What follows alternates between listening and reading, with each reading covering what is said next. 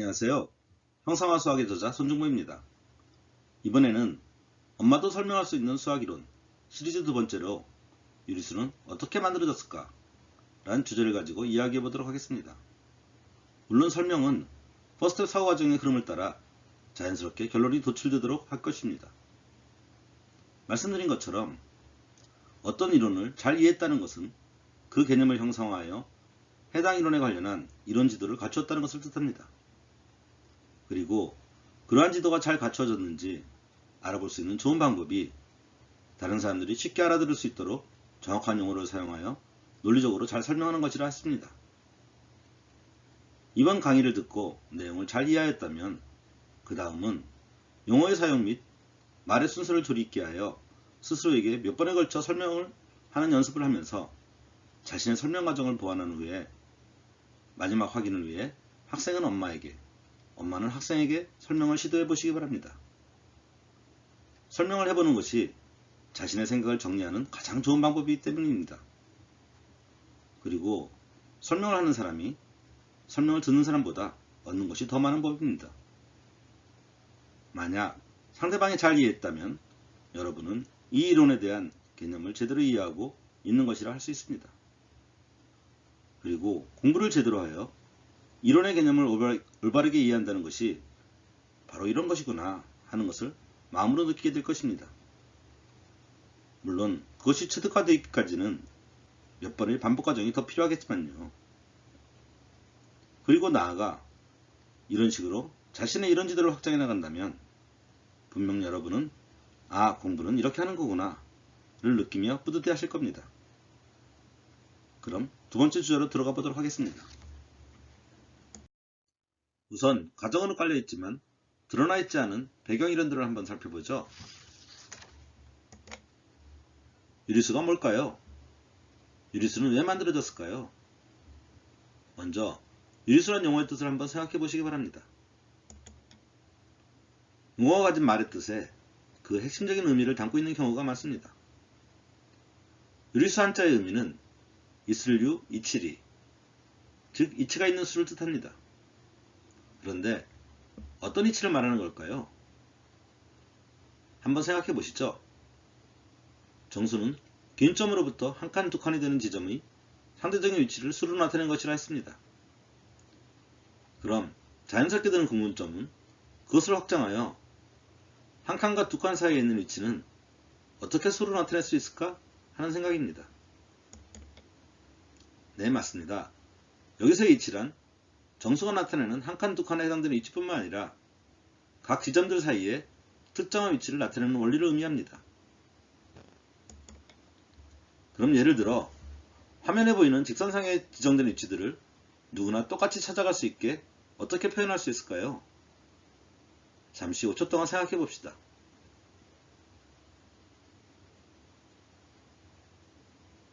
생각이 나셨나요? 이미 아시죠? 네, 맞습니다. 정수 사이의 한 칸을 필요한 만큼 여러 개로 나누어서 지정된 위치가 몇 번째에 해당되는지 가리키는 것입니다. 그렇게 말한다면 보지 않고 전화로 말해도 그 위치가 어디인지 누구나 알 수 있을 것입니다. 즉, 분수 형태로 그 위치를 나타내는 것입니다. 한번 예시된 지점들을 분수로 나타내 볼까요? 1번의 경우 마이너스 3과 마이너스 2 사이를 둘로 쪼갰을 때 첫 번째에 해당되는 위치이니 2분의 1이 될 것이고 해당 위치는 마이너스 3에서 오른쪽으로 2분의 1만큼 더 간 것이니 연산을 하여 가분수로 나타나면 마이너스 2분의 5가 될 것입니다. 2번의 경우는 마이너스 1과 0 사이를 셋으로 쪼갰을 때 첫 번째에 해당되는 위치이니 3분의 1이 될 것이고 해당 위치는 마이너스 1에서 오른쪽으로 3분의 1만큼 더 간 것이니 연산을 하여 가분수로 나타내면 마이너스 3분의 2가 될 것입니다. 그리고 3번의 경우는 플러스 1과 플러스 2 사이를 넷으로 쪼갰을 때 세 번째에 해당되는 위치이니 4분의 3이 될 것이고 해당 위치는 플러스 1에서 오른쪽으로 4분의 3만큼 더 간 것이니 연산을 하여 가분수로 나타내면 4분의 7이 될 것입니다. 마지막으로 4번의 경우는 플러스 3과 플러스 4 사이를 해당 지점을 나타낼 수 있도록 충분히 큰 개수로 쪼갰을 때 A번째에 해당되는 위치이니 B분의 A가 될 것이고, 해당 위치는 플러스 3에서 오른쪽으로 B분의 A만큼 더 간 것이 될 것입니다. 우리는 이러한 방식으로 분수를 이용한다면 정수와 정수 사이에 위치한 지점에 대해 숫자로 표현을 할 수 있는 것입니다. 즉 분수란 바로 특정한 위치를 찾아가는 이치를 표현하는 방법인 것입니다. 정리하면 유리수는 정수를 확장하여 수직선상의 특정한 위치를 나타내는 수인 것입니다. 정수를 확장한 것이니 유리수 또한 긴 점으로부터의 상대적인 위치를 나타내는 수를 하겠습니다. 자연수처럼 어떤 절대적인 값을 나타내기 위한 것이 아닙니다. 물론 여기서 위치란 물리적인 장소만을 의미하는 것은 아닙니다.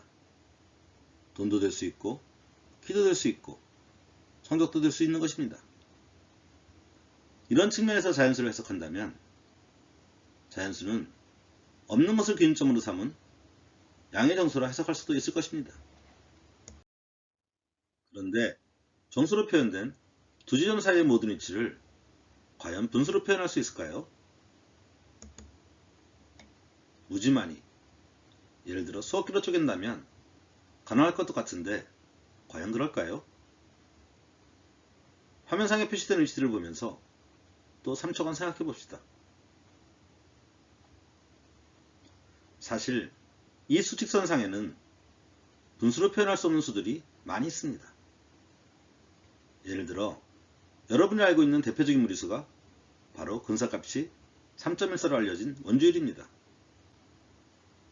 이 수는 분수로 표현할 수도 없고 또 소수로 표현하면 끝이 없이 읽어야 하므로 할 수 없이 아라비아 숫자가 아닌 파이라는 별도의 문자를 이용해서 수를 표기한 것입니다. 그런데 이러한 무리수가 유리수보다도 훨씬 많다는 것 아시나요? 신기하죠? 그럼 이제 자연스러운 흐름으로 무리수에 대해 알아봅시다. 먼저 무리수란 용어의 뜻을 생각해 봅시다. 무리수 한자의 의미는 없을무, 이치리로, 즉 이치가 없는 수를 뜻합니다. 유리수와는 반대로 지정된 이치를 찾아가는 원리가 없다는 것입니다. 좀 더 정확히 말하면 지정된 위치를 찾아가는 원리가 알려져 있지 않다는 뜻입니다. 예를 들어 3과 4 사이를 아무리 많이 쪼개도 원주율 파이가 나타내는 그 위치를 특정해낼 수 없다는 것입니다. 따라서 무리수는 분수 형태로 표현할 수 없는 것입니다.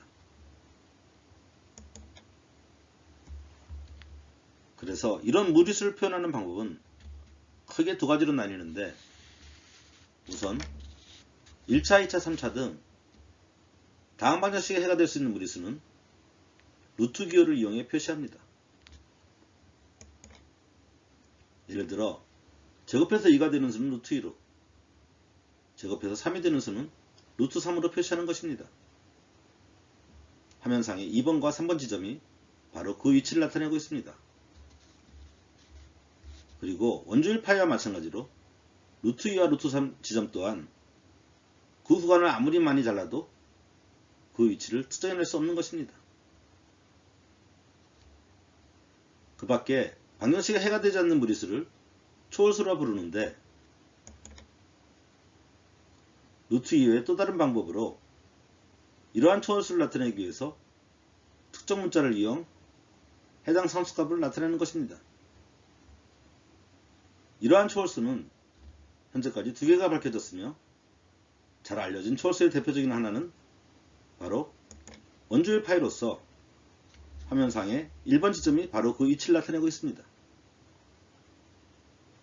그리고 또 하나의 매우 중요한 초월수는 고등학교 이과 과정에서 공부하는 자연상수 2입니다. 참고로 이 자연상수 2는 이 세상 모든 수렴 현상에 관련된 수입니다. 엄청 흥미로운 수이니 관심이 가시는 분들은 한번 공부해 보시기 바랍니다. 드디어 우리가 실수까지 왔네요. 이러한 유리수와 무리수가 합쳐서 바로 실수가 되는 것입니다. 그리고 이 실수를 가지고 수직선상의 모든 위치를 나타낼 수 있는 것입니다. 유리수만 가지고도 수직선이 꽉 매어질 것 같은데 신기하게도 하나의 수직선상에는 분수로 표현할 수 없는 위치들이 무척 많이 있다는 것입니다.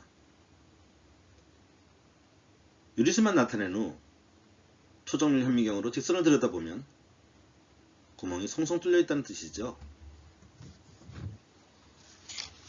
여기서 하나 질문. 그럼 유리수가 많을까요? 무리수가 많을까요? 한번 3초 동안 생각해 봅시다. 아, 유리수가 많다고요? 땡입니다. 실상은 무리수가 유리수보다 훨씬 셀 수 없이 많습니다. 신기하죠?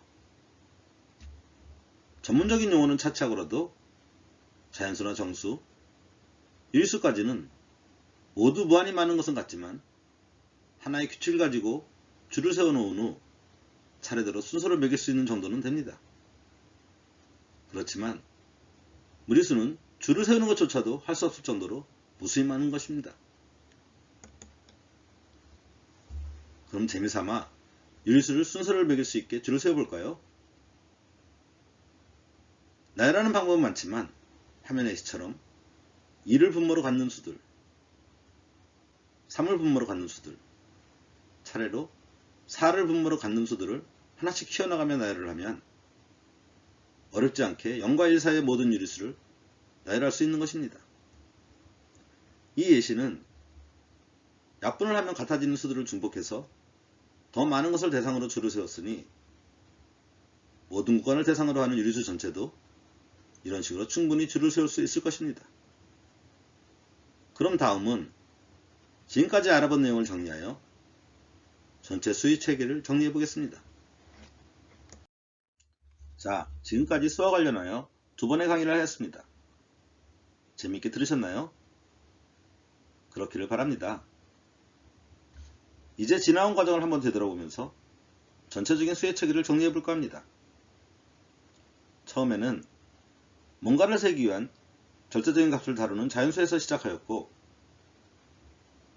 거기에 방향을 추가하여 상대적인 위치를 다루는 정수를 확장하였으며 이때 방향을 나타내기 위해 플러스와 마이너스 보호를 도입했습니다.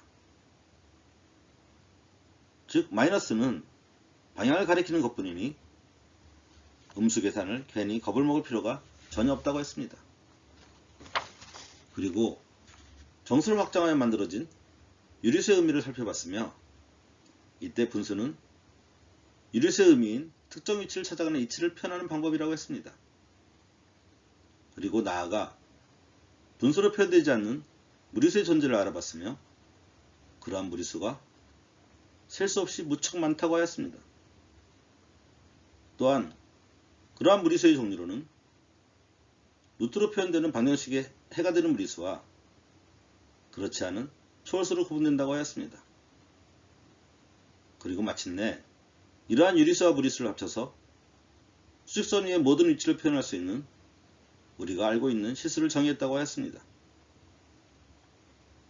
여기에 한 가지 더 소수에 대해 말씀드리자면 소수는 분류체계에 있는 수의 한 종류라기보다는 직관적으로 전체 수를 표현하기 위한 하나의 표현 방법에 해당한다 하겠습니다. 그럼 세부적인 소수의 표현 방법을 살펴보면 유리수는 유한소수나 순환은 무한소수로 표현되어지며 무리수는 순환하지 않는 무한소수로 표현되어집니다. 즉 소수라는 한 가지 표현 방법을 빌어 같은 방식으로 전체 수를 표현한 것이지요. 그렇지만 무한소수를 쓰자면 끝이 없으므로 실제 수의 연산에서는 분수나 특정 문자를 사용한 대수를 사용합니다. 자, 이제 실수에 대한 내용은 정리가 다 된 듯합니다. 그런데 여러분도 알다시피 실수 전체가 하나의 완벽한 수의 체계를 갖추고 있지 못함이 알려져 있죠. 그 이유는 바로 2차 방정식의 해가 실수가 아닌 허수가 나오는 것입니다. 이를 보완하기 위해 실수를 확장해서 만들어진 수가 바로 복소수입니다. 복소수를 간략히 소개하자면 실수를 대변하는 수직선이란 1차원을 의미합니다. 즉 실수는 1차원 수인 것입니다. 그래서 여기에 또 다른 축인 허수를 도입하여 2차원으로 확장된 수가 바로 복소수이고, 그럼에 따라 비로소 n차 방정식의 모든 해를 수용할 수 있는 하나의 완전한 수의 형태를 갖추게 되는 것입니다. 참고로 이 복소수 확장에 대한 내용은 이 형상화 수학 채널 이론 강의편에 있는 복소수의 이해 그리고 허근의 형상화 강의 동영상을 참조하시기 바랍니다. 어떠하셨나요? 이 시간을 통해 유리수와 무리수의 의미를 이해함은 물론 그동안 우리가 알고 있던 여러 종류의 수들을 체계적으로 정리할 수 있는 좋은 시간이 되었기를 바랍니다. 올바른 공부 방법을 익히고 체득화하여 노력한 만큼 실력을 쌓기를 바랍니다. 감사합니다. 형상화 수학의 저자 손종모였습니다.